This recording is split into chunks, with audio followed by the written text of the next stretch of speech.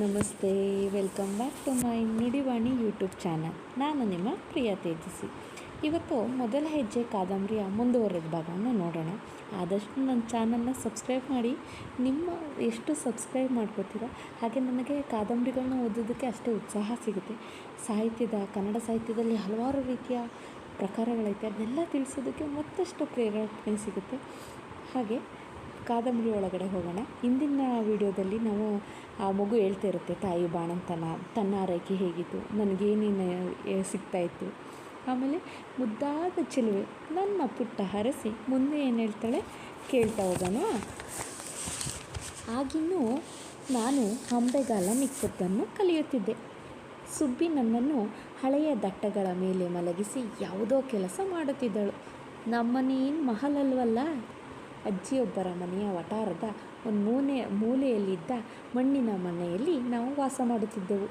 4 ಕಡೆ ಹುಳುಕಾಗಿ ಎದ್ದು ನಿಂತಿರುವ ಮಣ್ಣಿನ ಗೋಡೆಗಳು, ಅಲ್ಲಲ್ಲಿ ಒಂದು ಕೈ ತೂರಬಹುದಾದಷ್ಟು ಸ್ಥಳ. ಜನ ಅದಕ್ಕೆ ಕಿಟಕಿ ಅಂತ ಹೆಸರಿಟ್ಟಿದ್ರು. ವಿಸ್ತಾರವಾದ ಜಾಗವನ್ನು ಮಣ್ಣಿನ ಮೋಟುಗೋಡೆಯೊಂದರಿಂದ 2 ಭಾಗ ಮಾಡಿದರು. ಒಂದು ಭಾಗ ಅಡಿಗೆ ಮನೆಗೆ ಬಚ್ಚಲು ಮನೆ, ಮತ್ತೊಂದು ಭಾಗ ಶಯನ ಗೃಹ. ಚಾಪೆಯೊಂದರ ಮೇಲೆ ಬಣ್ಣಗೆಟ್ಟಿದ್ದ 2 ಜಮಖಾನದ ಸುರುಳಿಗಳು ಒಳಗೆ ಬಂದೊಡನೆ ಕಾಣುತ್ತಿದ್ದವು. ಅದೇ ನಮ್ಮ ತಂದೆ ತಾಯಿಯ ಅಂಶತೋಲಿ ಕಾಲಕಲ್ಪಗಳು.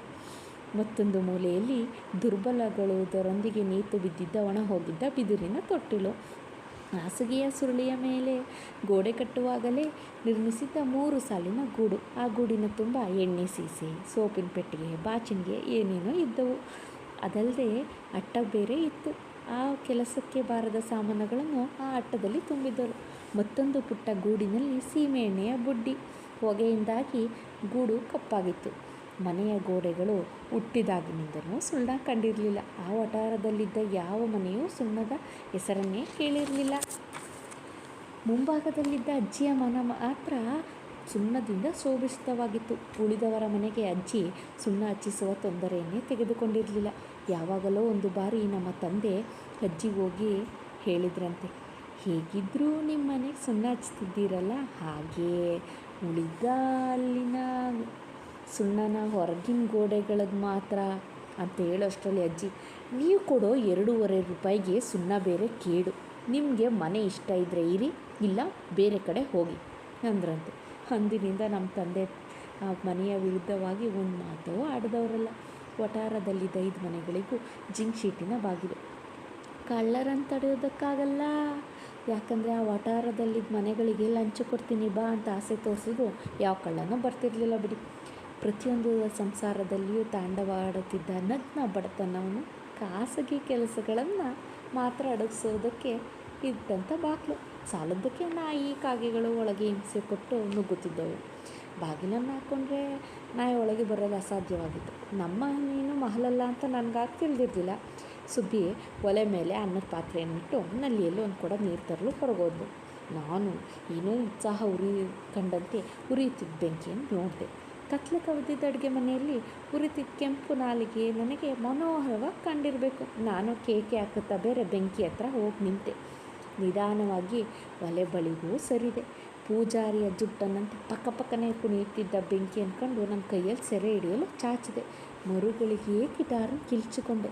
ಸುಬ್ಬಿ ಮಾಡುತ್ತಿದ್ದ ಕೆಲಸವನ್ನು ಬಿಟ್ಟು ಓಡಿ ಬಂದಳು. ಅವಳು ಹಿಂದೆ ಏನೋ ಅನಾಹುತವಾಗಿರಬೇಕೆಂದು ಊಹಿಸಿದ ವಠಾರ ಜನ ಎಲ್ಲ ಬಂದು ನಿಂತರು. ಸುಬ್ಬಿ ಅಳುತ್ತಿದ್ದು ನನ್ನನ್ನು ಎತ್ಕೊಂಡ್ಳು. ಅಲ್ಲೇ ನಿಂತಿದ್ದ ಪ್ರತಿಯೊಬ್ಬರು ಬಗೆ ಸಲಹೆಯನ್ನು ಕೊಟ್ಟರು. ಜೇನುತುಪ್ಪ ಸವರು ಬಿಡ್ರಿ ಎಂದೊಬ್ರು ಹೇಳಿದ್ರು. ಪಾಪ ನಮ್ಮ ಮನೇಲಿ ಜೇನುತುಪ್ಪ ಇಲ್ಲ ಅನ್ನೋ ವಿಷಯ ಅವ್ರಿಗೇನು ಗೊತ್ತು. ಕೈ ಉರಿಯಿಂದಾಗಿ ನಾನು 3-4 ದಿನ ನಿದ್ದೆ ಮಾಡಲಿಲ್ಲ. ಸುಬ್ಬಿಗೂ ತುಂಬ ಹಿಂಸೆ ಕೊಟ್ಟೆ. ಕ್ರಮೇಣ ಗಾಯವಾಗಿತ್ತು. ಬಲಗೈ ಮೇಲೆ ಕಪ್ಪು ಕಲೆಯನ್ನು ಶಾಶ್ವತವಾಗಿ ಉಳಿತು. ದೇವರ ಕೊಟ್ಟ ರೂಪ ಅಂತೂ ಇರಲಿಲ್ಲ. ಮುಂಗೈ ಮೇಲೆ ಸುಟ್ಟು ಗಾಯದ ಕಲೆ. ನೆಂಟ್ರಿಸ್ಟ್ ಕೊಟ್ಟ ಬಿರುದು ತಾತನ ತಿಂದವಳು. ಇವು ಹಚ್ಚೊಳಿದೆ ನನ್ನ ಹತ್ರ ಉಳ್ಕೊಂಡ. ಅಂದಿನಿಂದ ನನಗೆ ಬೆಂಕಿ ಅಂದರೆ ಎಲ್ಲಿಲ್ಲಿ ದಿಗಿಲು. ಅಡುಗೆ ಮನೆಯಲ್ಲಿ ಒಲೆ ಉರಿತಿದ್ದಾಗ ನಾನು ಅಪ್ಪಿತಪ್ಪಿಯೂ ಅಲ್ಲಿಗೆ ಹೋಗ್ತಿರ್ಲಿಲ್ಲ. ಮೊದಲು ಬೆಂಕಿ ಅನ್ಕೊಂಡ್ರೆ ಗಿಟಾರನ್ನು ಕಿರ್ಚ್ಕೊಳ್ತಿದ್ದೆ. ಆದರೆ ಹೆಣ್ಣಾಗುಟ್ಟಿದ ಮೇಲೆ ಎಷ್ಟು ದಿನ ಬೆಂಕಿಯಿಂದ ದೂರ ಇರಲು ಸಾಧ್ಯ? ಬೆಂಕಿ ನೀರೊಡನೆ ಸರಸವಾಡುತ್ತಲೇ ಹೆಣ್ಣು ತನ್ನ ಜನ್ಮ ನೀಗಬೇಕಲ್ವೇ? ಬೆಂಕಿ ಎಂದರೆ ನನಗೆ ಎಷ್ಟು ಹೆದರಿಕೆ ಇತ್ತು. ಮಣ್ಣು ನೀರಿನೆಲ್ಲ ಆಡೋದಂದ್ರೆ ಅಷ್ಟೇ ಪ್ರೀತಿ ಇತ್ತು. ಸುಬ್ಬಿ ಬಟ್ಟೆಗಳನ್ನ ಒಗೆಯುವಾಗ ನಾನು ಬಕೆಟಿನ ಬಳಿ ನಿಂತು ನಲ್ಲಿಯಲ್ಲಿ ಸಿಡಿಯೋ ನೀರುಗಳಿಗೆ ಮುಖ ಕೊಡೋದು, ಲಂಗ ತೊಯಿಸ್ಕೊಳ್ತಿದ್ದೆ. ನಾನು ತುಂಬಿದ ಬಕೆಟಿಗೆ ಕೈ ಹಾಕಿ ಮುಳುಗಿಸಿ ರಪ್ಪನೆ ಬಡಿದು ಬಟ್ಟೆ ಎಲ್ಲ ಒದ್ದೆ ಮಾಡ್ಕೊಳ್ತಿದ್ದೆ. ಅದು ನನಗೆ ತುಂಬ ಆನಂದ ಕೊಡ್ತಾಯಿತ್ತು. ಆಗ ಸುಬ್ಬಿ ತಿರುಗಿ ನನ್ನ ಆಟ ನೋಡಿ ಬೈತಿದ್ಲು. ಕತ್ತೆ ಹಾಕಿದ ಲಂಗನೆಲ್ಲ ಒದ್ದೆ ಮಾಡ್ತೀಯ, ಒಣಗಿದ ಬೇರೆ ಲಂಗನ ನಾನು ಎಲ್ಲಿಂದ ತರಲಿ? ನನ್ನ ಹತ್ರ ಇರೋದೇ 3 ಲಂಗ ಎಂಬ ಈ ವಿಚಾರ ನನಗೇನು ಗೊತ್ತು. ಅವುಗಳಲ್ಲಿ 2 ಹಗ್ಗದ ಬಟ್ಟೆ ತಯಾರು ಮಾಡಿದ್ದು, 3ನೇದು ವಿಶೇಷ ದಿನಗಳಲ್ಲಿ ಮಾತ್ರ ಹಾಕೋತಿದ್ಲು. ಸುಶೀಲಮ್ಮ ಸುಬ್ಬಿ ಕೊಟ್ಟರೆ ಅವಕ್ಕೆ ಕಣದಿಂದ ತಯಾರು ಮಾಡಿದ ಲಂಗ ಅಂತ. ದರ್ಜಿ ಆ ಲಂಗ ಹೊಲಿಯೋದ್ರಲ್ಲಿ ತನ್ನ ಜಾಮತೆ ಎಲ್ಲ ಉಪಯೋಗಿಸಿ ಹೊಲ್ದಿದ್ದಾನೆ. ಮಾಸ್ಲು ಹಸಿರು ಕಣದ ಆ ಲಂಗ ಸುಬ್ಬಿ ನನಗೆ ಹಾಕಿದಾಗ ನನಗೆ ಕುಪ್ಪಳಿಸ್ತಿದ್ದೆ. ಯಾಕೆ ಹೇಳಿ? ಅದು ಎಲ್ಲಾದರೂ ಹೊರಗಡೆ ಹೋಗುವಾಗ ಮಾತ್ರ ಹಾಕ್ತಿದ್ದ ಲಂಗ ಅಂತ ನನಗೆ ಗೊತ್ತಾಗೋಗಿತ್ತು. ನನ್ನ ಕಪ್ಪು ಮೈಗೆ ಮಾಸ್ಲು ಹಸಿರು ಬಣ್ಣ ಒಪ್ತಿತ್ತೋ ಇಲ್ವೋ ಅದು ಬೇರೆ ಮಾತು. ಆದರೆ ಆ ಲಂಗ ನೋಡಿದೊಡನೆ ನನಗೆ ಹೃದಯ ಹಿಗ್ಗಿ ಹೂವು ಆಗ್ತಿದ್ದಂತೂ ನಿಜ. ನನಗಿದು ಒಂದೇ ಒಂದು ಹೊಸ ಲಂಗ ಹಾಕಿಕೊಂಡಾಗ ಮಣ್ಣಿನೆಲ್ಲ ಆಟಬಾರ್ದು ಅಂತ ನನಗೇನು ತಿಳಿದಿತ್ತು. ಆದರೆ ಸುಬ್ಬಿ ಒಂದಿನ ಅದಕ್ಕೂ ಪಾಠ ಕಲಿಸ್ಕೊಟ್ಲು.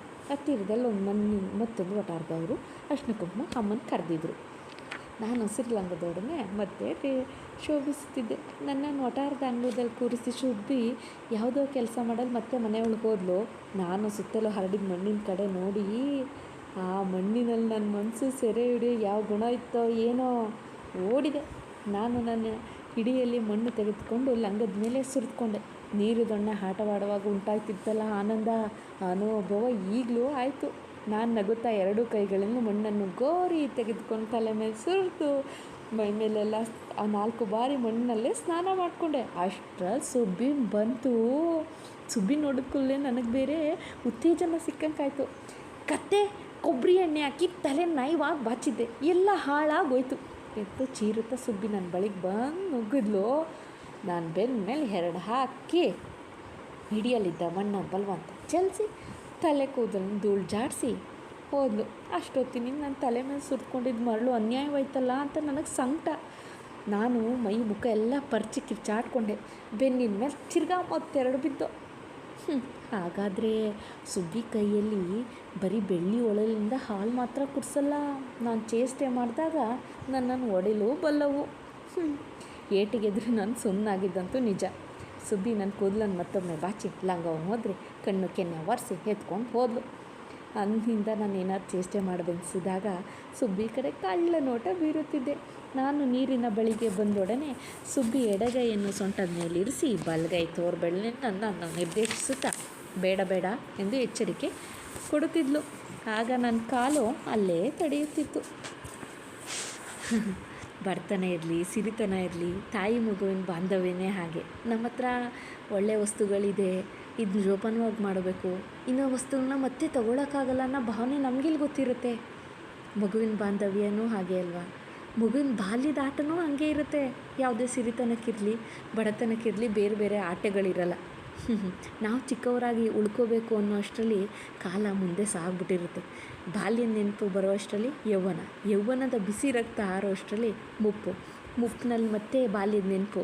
ಹೀಗೆ ಜೀವನ ಸಾಗ್ತಾ ಇರುತ್ತೆ. Stay tune with Nudivani YouTube channel. ನಾನು ನಿಮ್ಮ ಪ್ರಿಯ ತೇಜಸ್ವಿ. ಆತ್ಮೀಯ ಕನ್ನಡಿಗರೇ, ನಾನು ನಿಮ್ಮಲ್ಲಿ ಒಂದು ನಯವಾದ ವಿನಯನ್ನು ಕೇಳ್ಕೊತಾ ಇದ್ದೀನಿ. ದಯವಿಟ್ಟು ನನ್ನ ಚಾನಲ್ನ ಸಬ್ಸ್ಕ್ರೈಬ್ ಮಾಡಿ. ಮತ್ತಷ್ಟು ಕಾದಂಬರಿಗಳನ್ನ ಓದೋದಕ್ಕೆ ನಿಮ್ಮ ಸಬ್ಸ್ಕ್ರೈಬ್ ಮೂಲಕ ನನಗೆ ಪ್ರೇರಣೆ ನೀಡಿ. Please share, comments, like my videos. Thank you.